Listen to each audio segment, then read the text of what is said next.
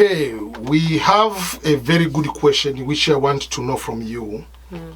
And this, we are coming back to our African tradition sometimes when you talk about life and death. Most of us, or most of Africans, usually we don't like to talk about death and plan, especially planning about death, because it's just a bad luck or just, I mean, it's not a common thing for many tribes in Africa. But the reality that we are going to die in one way or another, in one day we'll be going to die. But when we come into different countries as immigrants, some of us or some of immigrants say, I want to be buried in Africa. Some they say, I want to be buried here. Some they don't have any plan.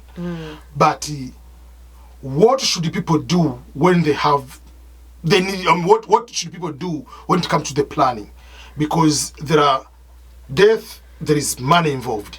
Yes, there is the spiritual part, but in this video we want to talk about the money part of people who are here, the money about government, when you have debts, whatever. So you as person who is expert in the finance, money management, how to plan all these kind of things, what should the person do? Yes, or what have you done for yourself before, if not tomorrow? Thank you so much, Ernest. It's true. The issue of death, I think actually it's very important to talk about, but also it's very scary for a lot of people. Yeah. You know, people are so scared to talk about death. People are so scared to talk about, hey, if somebody passes away, what is next, right? Yet we all know that, hey, this is not an emergency, because people will definitely, you know, pass away someday. You know, because that's part of the lifespan of any human being. Of course, you get born, you go to school, you graduate, you assume a job. Before you know, you're maybe an employee somewhere. You know, you have your own family, you grow old, then you pass away, right? Some people die even earlier. So just like how you have no control of the day you are born, guess what? You have absolutely no control on the day you pass away, right? So the key thing there is, when people die, what really transpires? Number one, family is definitely going to be grieving, you know, people, your loved one, people who are like close to you. But also another challenge is the financial piece. Because remember, when you're alive, you had signed up a contract and say, hey, you have 30 years that you're paying mortgage. You have 7 years you're paying for this car. You have, you know, all these student loans and XYZ. So the question is, when you are no longer there, and usually death is very sudden, you know, oftentimes, like people are not even seeing it coming. Before you know it, it just happens. So the question is, that person grieving, trust me, they're grieving two things.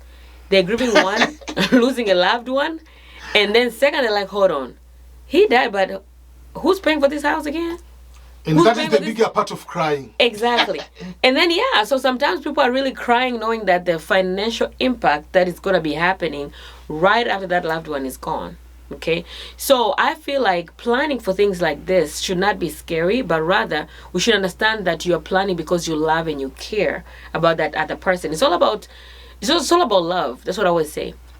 If you love yourself and you love the other person, then you plan for things like this. Also, it's a matter of dignity.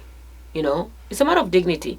So the day you're not here, now we know you as, yes, you're alive, you're having this kind of lifestyle. We know maybe you're Dr. So-and-so, engineer, blah, blah, blah. And then all of a sudden you're no longer there. Guess what? Everything's going to be exposed anyways.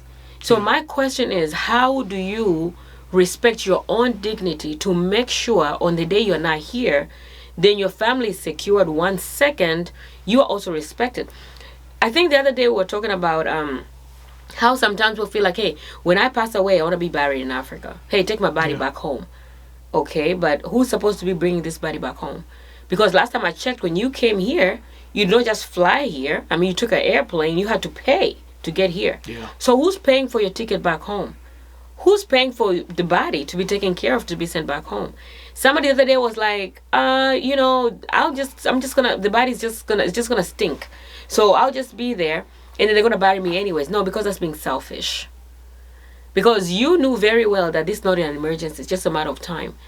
And it's true, sometimes, you know, finances are hard.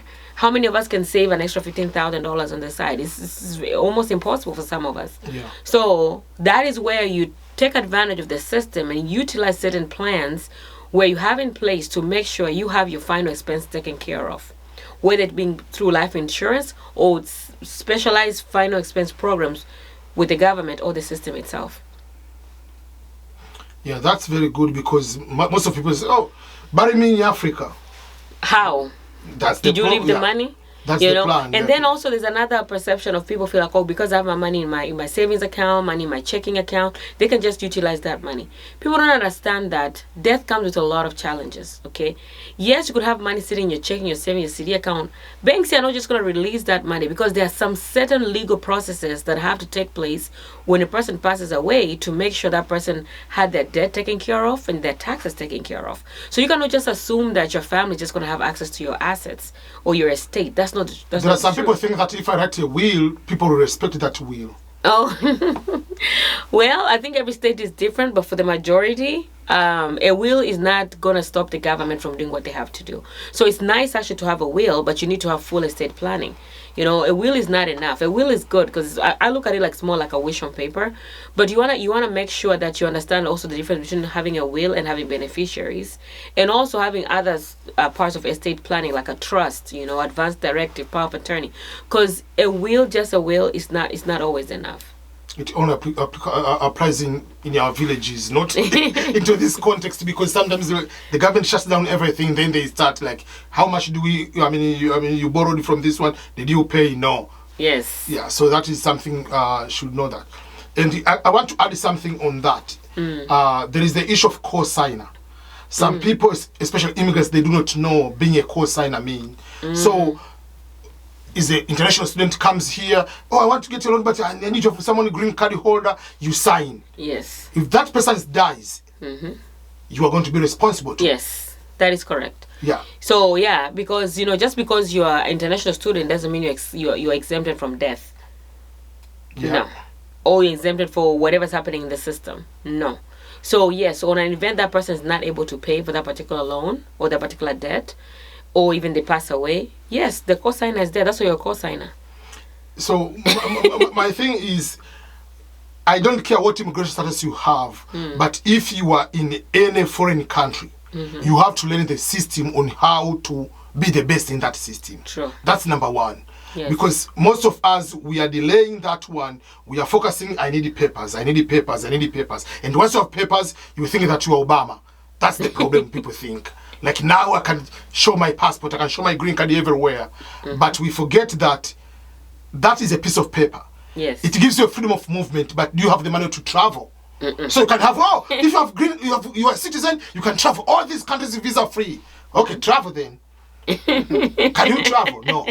So that's why we want people to have the plans, financial, retirement, investment, all these kind of things for the future. True. And not just like, oh, I have green card, I have citizenship, so what if you have? Yes. There are people in Africa, they can travel any country they want, like Dangote, whatever they want. True. So, because they have that abilities in finances. Exactly. Yeah. So I'm going to drop down, I'm going to share the link, which is on my website, ebmscholars.com/financial education, where if you fill that form, you must be in the US or in Canada.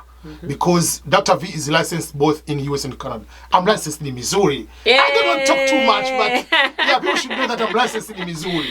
Yes, so Dr. V is licensed in the US and Canada. So once you fill that form, you should be able to get the form. If you are in those US or Canada, then you can be able to get free advising, and you can know what to do next in terms of retirement and the investment in general.